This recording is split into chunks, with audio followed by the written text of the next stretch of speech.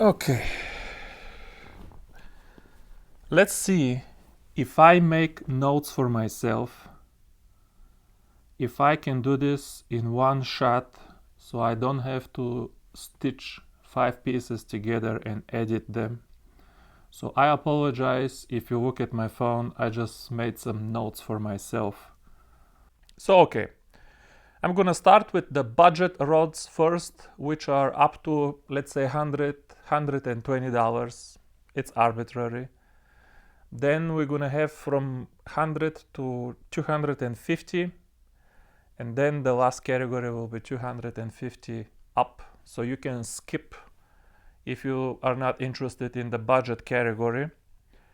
But this year I'm gonna do something different also. Before I start with the recommended products, I want to make some general remarks about entire brands, because when I recommend something, I get 100 questions about everything that I didn't mention. For example, I recommend Daiwa Presso, and they will say, well, did you try this, and did you try this, and did you try this, and did you try this?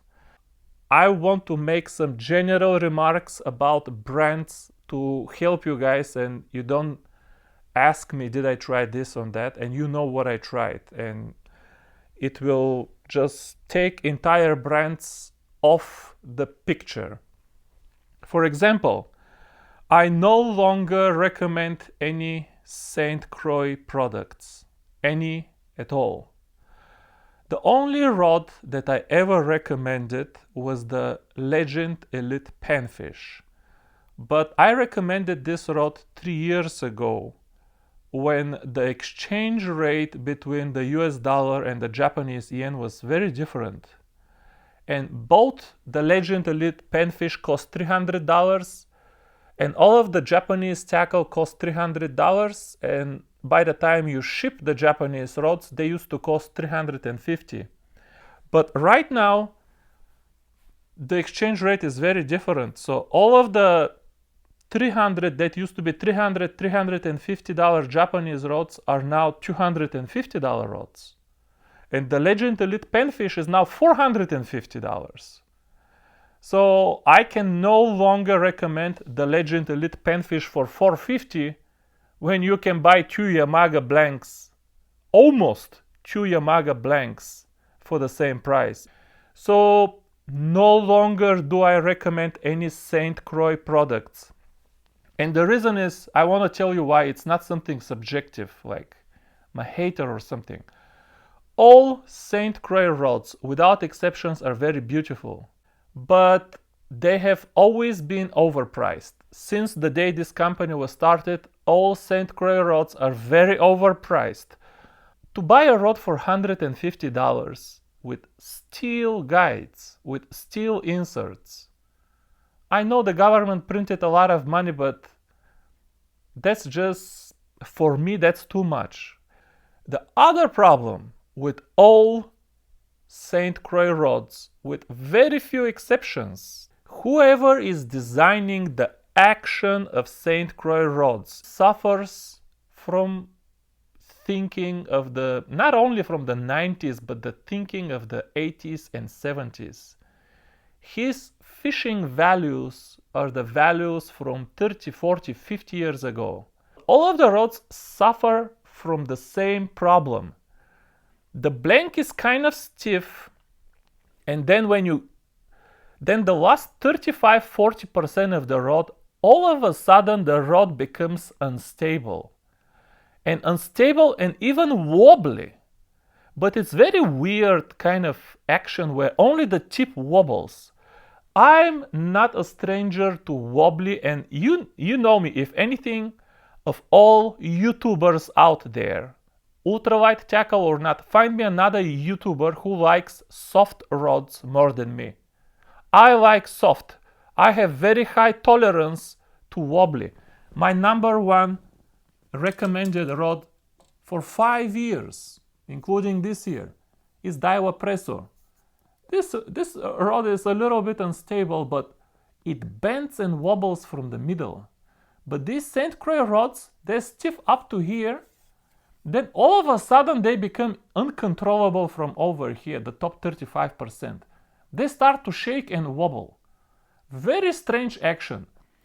And this is why I told you this, that all of these rods are designed from the same person. And back in the day, they used to say this, which I cannot even pronounce without feeling resentment. But the old saying was, it's got that soft tip to it. It's got that soft tip to it. But then very quickly, it gets the backbone. You've heard this expression. It's got that soft, sensitive tip to it. But then very quickly, it's got that backbone to it. And you got the best of both worlds to it. But it's a worthless product to it. You can't twitch because of the wobbly tip. It's uncontrollable. You can't twitch. You can't do swim baits because the rod is too stiff in the middle and the whole first half doesn't bend. And you can maybe do float fishing with it. But even for that, if you have so many nicer options, okay, you can do float fishing, but why do it if you have better options for lower price? I'm not a hater. If they change the action, even though these rods are overpriced, I think I will recommend them. Just because of how pretty and thin and elegant they are, always beautiful colors, and they're made in America. If they fix their actions, I will recommend them again, despite being overpriced, and they are very overpriced. Everything that I said about St. Croix, I can pretty much say about Fenwick rods. Beautiful rods, very beautiful, very elegant, like whoever is picking the colors of these rods, very thin blanks, very thin guides, gorgeous rods. And in general, Fenwick rods are not as overpriced as St. Croix. So if I have to pick between Fenwick and St. Croix, on average, I would pick more Fenwick rods. Just as beautiful, but not as overpriced. But my gosh, the actions are exactly the same. It's got that soft, sensitive tip to it, but then it's got that backbone to it. I don't want to repeat there. I didn't find even one action. Now, there might be good actions of some of these rods, but whatever was available in Bass Pro Shops, I did not find a single good model to recommend to you. But I found plenty of gorgeous looking rods. Same thing I can say to Fenwick. You need a younger guy who knows what twitching is to design some of these rods. These old guys, nobody knows what twitching is. You cannot have this kind of uncontrollable tip and at the same time stiff blank. I don't mind a softer blank, but the tip should not be wobbly and out of control. So anyway, new designer, no recommendations from Fenwick at all. Lew's had a bunch of rods. Lew's and Bass Pro Shop are very tight. Lew's rods, I would write off this entire brand completely. I don't know who is designing Lew's rods, but they don't have anything for ultralight angler. Every Lew's rod that comes down to ultralight or light power, they're all bass rods. They're all bass rods, and some of the bass rods will have ultralight power, but when you pick them in your hand, they just feel like a bass rod. And actually, let me say this in general. This is a general recommendation. Even from brands that make great ultralight rods, like Daiwa and Shimano, even from these brands in general, do not buy the light or ultralight model of a bass model. What do I mean? Models like Zodiac or Kage or Poison Adrena. This model of rod was designed for bass anglers, and what is more critical, they're designed by a bass angler. You can get the ultralight model or the light power model from a Kage or Zodiac or one of these bass rods. It still feels exactly like a bass rod. These rods are not designed for playing fish. They are designed for jacking up hook sets. All of them invariably still feel like a bass rod in the hand. You will never enjoy playing fish with these rods. My gosh, this video will be 1 hour long. Okay, let's start. Budget rod. In the budget rod, there are 3 types of fishing: float fishing, swim bait fishing, twitching. For float fishing, I prefer a rod that has good blank for playing the fish, you know, all the way down here. And I prefer a rod that's at least 7 foot, so I can fish at least 6 foot deep with a fixed float. But 7, 7.5, and 8 are the 3 kind of lengths that are perfect for me for float fishing. And for 5 years in a row, the Daiwa Presso, the $60 Daiwa Presso, has no competition for a float rod. The Presso is just so light. It's the lightest rod by far, probably by 10-15 grams. You will not find something as light. If you want to have a 7.5 foot rod, it better be light, right? Otherwise you're holding something. You have big guides, so you can fish with 6-pound line. I'm trying to fish now with the Suare XR 7'6", but the guides are so small. You have to use very thin line. And the budget anglers are not comfortable with thin line. So anyway, for so many reasons, I don't have time to go in too much detail, but this rod has no competition for float fishing. So keep searching. If you see out of stock, they started making new ones. No competition. Another honorable mention is this rod that I reviewed here. Please check this video for links in the description. This is Okuma SST special edition. I reviewed this rod. This rod is only 7 foot long, but if you fish with slip float, in a way this rod is actually better than the Presso. The guides are a lot more expensive. I don't have time for detail, but we have zirconium inserts here. It's a guide that costs probably 3-4 times what the Daiwa Presso guides cost. The blank is a little bit heavier, but the amazing action, parabolic, look at this blank. This rod is absolutely amazing for float fishing, for playing fish. The guides are amazing. The guides are still big enough, but a little bit smaller, but big enough for 6-pound line. And the other reason I recommend this one for float fishing is it's also one of my top recommendations for swim bait fishing. So you can double purpose the rod. You can do the swim baits and you can do float fishing. Again, link to the full review will be in the description below. Let's put it aside. And one more rod I will recommend for float fishing because it has amazing action is, my kids are coming, they may enter here. I apologize in advance, but I don't want to interrupt this video. The new Shimano SensiLight that I just reviewed, you will find the full review in the description below. Also amazing rod for float fishing. Not as long, it actually has 8 foot if you want it, but it's a little bit heavier than the Presso. But also, the reason I like it, it's so good for swim bait fishing as well. And also, this rod is just more durable. If you are transporting your rods in the bed of a pickup truck, then maybe don't buy the Presso. The Presso has no clear coat. It just has bare blank and it's very thin. The Presso is kind of not a durable rod. You have to be gentle with the Presso. If you are transporting your rods in the bed of a pickup truck, I recommend the Shimano SensiLight and the Okuma SST instead. Okay, done with the float fishing recommendations. Let's do very quickly swim bait recommendations. Actually, the only difference for me between swim bait recommendation and a float fishing recommendation is the length of the rod.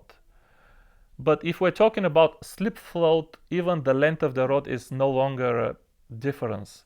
So all rods that I recommend for float fishing will be good for swimbait fishing as well. For example, the 6'6" version of the Daiwa Presso is one of the most amazing swimbaits rod. Elena, wait for me, honey. 10 minutes. It's one of the most amazing swimbait rods. The Okuma SST, again, Okuma SST has the best guides under $100, under $120. Okuma SST has better guides than any St. Croix rod under $200. I want this to sink in your head. So Presso, Okuma SST, and the 6'6" model of the Shimano SensiLight, also amazing swimbait rod. Let's get to twitching.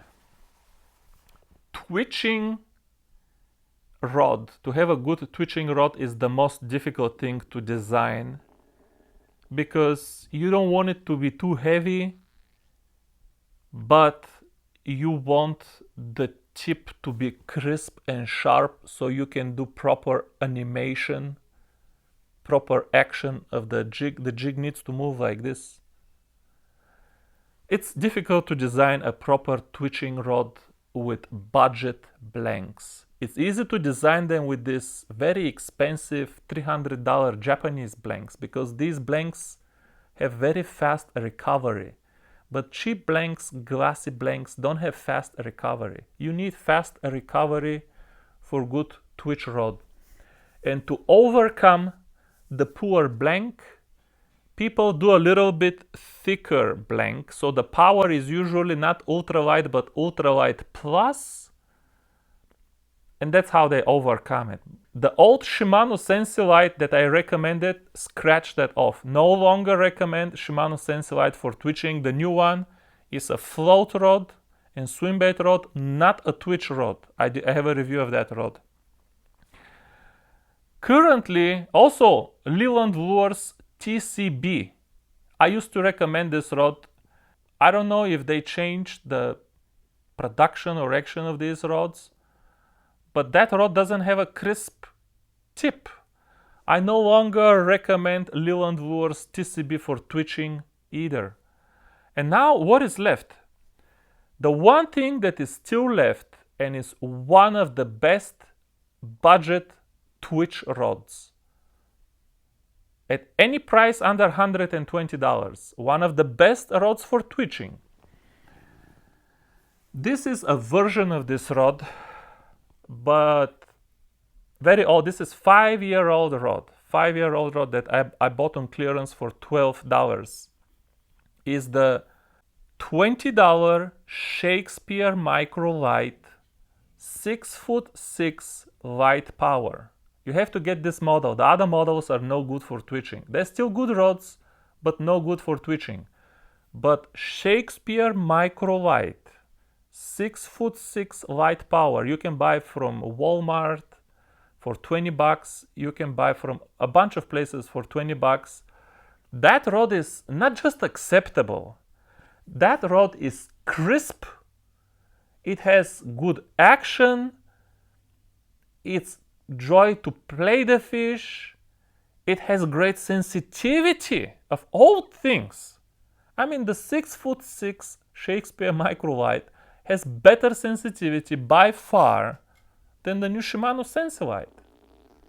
So I want to be clear that I'm recommending this rod not because it costs $20, but because of the exceptional quality.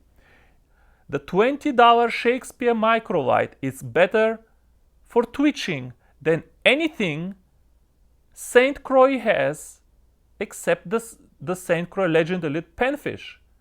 They're either too stiff or the tip is... I don't want to go there. Amazing rod.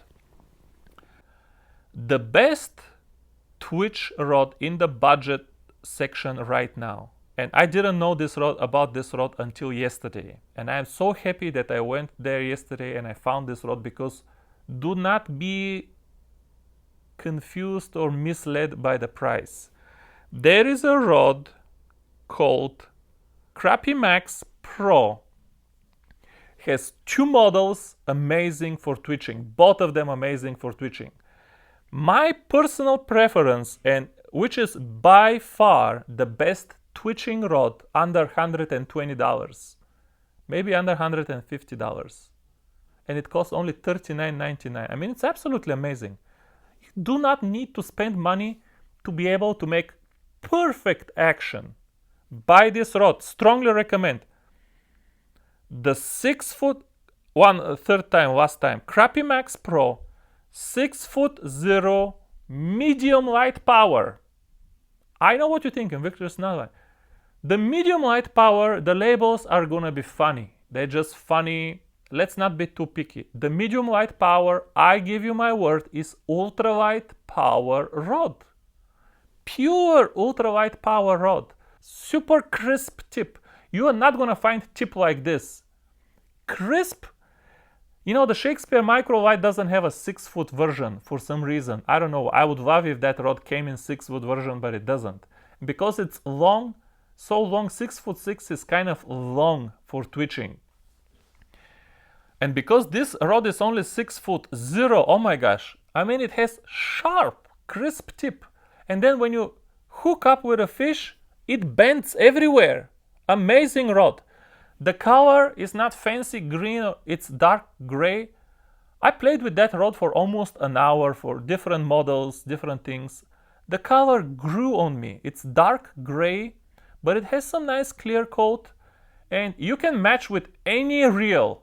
That's the beauty of gray color. Any reel looks good with gray. I'm telling you guys, if you want to do twitching with my jigs, the BG1 jigs, the BG1 jigs, if you don't know, are made for twitching. If you want to twitch my jigs, you gotta have one of these rods. You gotta have Crappie Max Pro 6'0" medium light. You gotta have it. There is nothing else in the budget section that feels so crisp, and it's still ultralight. The other model is, if you want a little bit longer model that you can use for dual purpose for some other tasks. The other model is the 6'6" light power. So the rod will be 6 inches longer, and the power, instead of medium light, will be light. But here's the irony again. The 6'6" light is a little bit heavier power. The blank is stronger. I don't care what that label says. But I would rate the 6'6" model as ultralight plus power, and I would rate the 6'0" medium light as true ultralight power. If you're gonna be casting heavy jigs, like 2 grams or up, maybe 2.5 grams, then the 6'6" is even better because you have extra power and you have the extra 6 inches. So from the bank, there are reasons to prefer the 6'6" light power. But anyway, with these two rods, I believe we are covered for twitching rods in the budget section. Mid-section rods. From 100 to 250 rods. Do not buy anything from United States. It's junk. What you will find in this range from 100 to 250 is exactly what I described already. It will be bass rods that come down to light or ultralight power. All of those, I don't want to name these brands. It will be bass brands with rods that they say are good. They feel like crap. They cannot play a fish. Also, the value is just not good. What I recommend is buy anything from Japan. There is a bunch of rods that cost under $200, a bunch of Japanese rods right now because of the exchange rate. For example, some specific examples. You can buy the Corto UX model, $150, a few more dollars for shipping. Amazing rod for $150. You will never buy anything like this in the United States. Major Craft, another brand known for its value, has so many rods under $200. I'm not familiar with all of them because $150 is too much for me to spend on a rod just to review it. If you guys have these Japanese rods that cost under $200, please send them to me to review them and I'll send them back to you. But I can put my entire reputation. You can buy anything from Major Craft that after the exchange rate costs like $150 and it will be better than whatever you can buy here in the United States in this price range. Go to these Japanese shops, whatever they have in this price range, just buy 6'0" ultralight power tubular tip. Regular fast action, no extra fast actions, no solid tips. Don't buy too long, don't buy too short. And you already beat everything in the United States. Okay, enough for the mid price. High end will be, of course, only from Japan. There is nothing in the United States. High end for me right now, it used to be $300 plus, but right now, again, due to exchange rate, high end rods are $250 and up, because all of these rods that were $300 to $330 before are now only $250 and some shipping there. So what rods do I recommend? Everything from Japan. There is nothing, no G Loomis. I do not recommend G Loomis. If there is a rod that is more overpriced than St. Croix and sold in the United States, that's G Loomis. I don't recommend any of those rods. If you want a high-end rod, you have to buy from Japan, nowhere else. The best rod in the world that is available right now for twitching the BG1 jigs by far is the Presso Air AGS 5'10" extra ultralight. This rod has the performance of exotic rod, it has the looks of exotic rod, and it has the price of what used to be mid-range rod. You can get this rod shipped for less than $300. There is no competition. Yeah, the Eradicator is amazing. There is no more Eradicators. Everybody, where can I buy Eradicator? But the performance of the Eradicator is inferior to the Presso Air AGS. The performance. It's not that I love the rod less. I love it maybe even more than the Presso Air for different purpose, because it's so ultra thin and it feels amazing somehow. But in terms of performance, let me be clear, the Presso Air AGS has better performance than the Eradicator.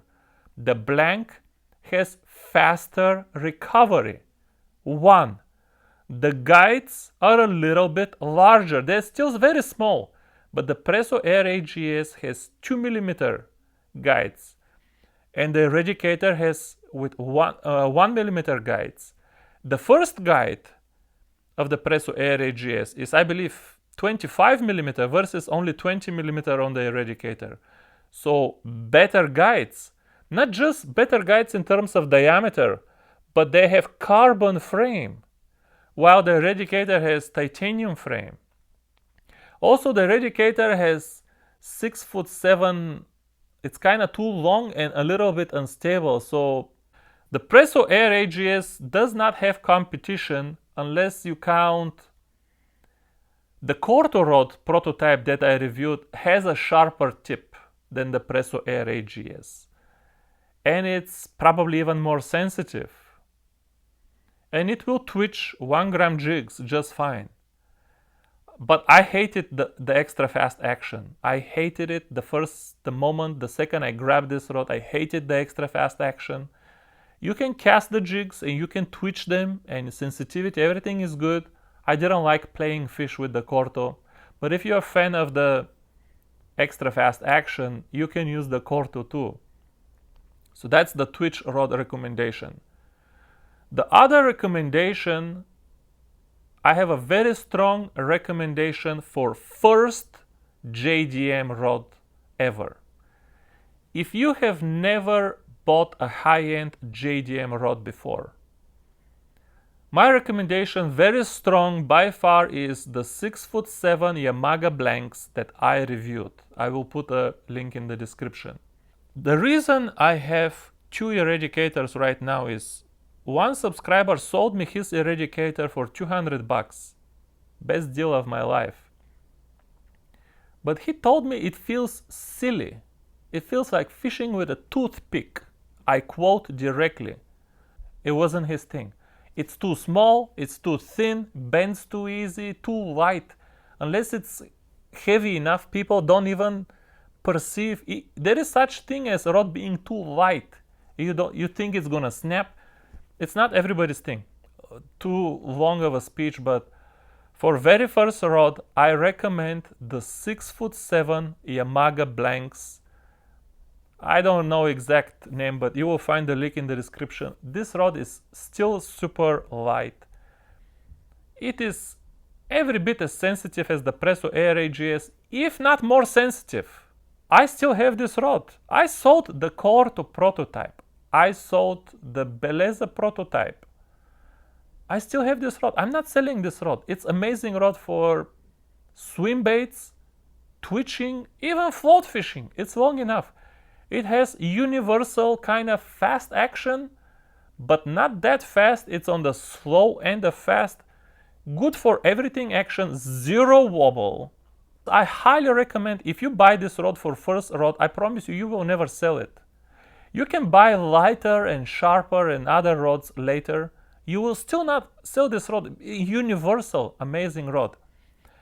And because this video is so long, I will just recommend one other rod. The entire Soare XR family is by far the most beautiful rods on the market, more beautiful than the Presso rods, and also by far the most comfortable handle on the market. Most of the models come with solid tips and extra fast action. If you're into this, I strongly recommend those rods too. There is no substitute. You're not going to find another rod as beautiful and as comfortable, and they all have extremely sharp tip, and they're very sensitive in terms of feeling the bite. Once you start fighting the fish, that's where I don't like them. Fighting the fish is what I don't like. They're more of the bass kind of type, fighting the fish. But there is a rod in that family, which is, there is a model, the 7'6" tubular. No more solid fit, solid tip. The action is fast. Not extra fast, but fast. It's still fast for those of you who like that. But now with the tubular tip, we have amazing tip feel.